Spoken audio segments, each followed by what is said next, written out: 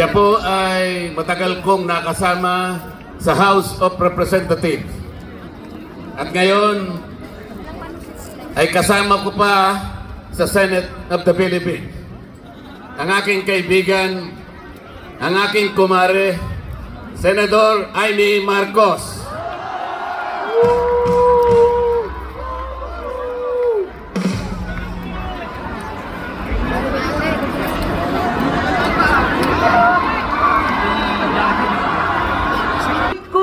Mula Congress hanggang Senado, Senador Manong Dante Marcoleta.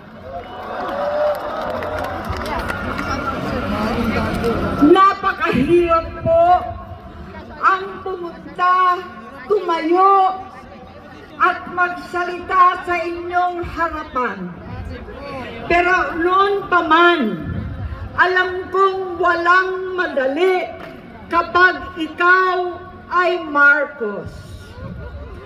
Nanginginig ako at ang aking boses, hindi dahil ako'y natatakot sa inyo, kundi dahil nalulungkot po ako.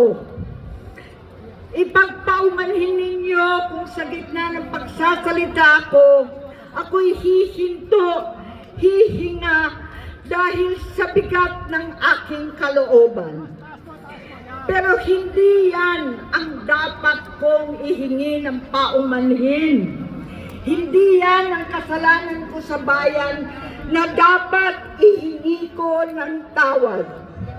Narito po ako dahil sa tawag ng Iglesia ni Cristo para sa transparency, accountability at hustisya. At dahil sa tawag ng sarili kong konsensya, bilang senador, bilang kapatid, bilang Pilipino, bata pa lamang kami ni Bongbong, alam na ng buong pamilya ang problema sa kanya.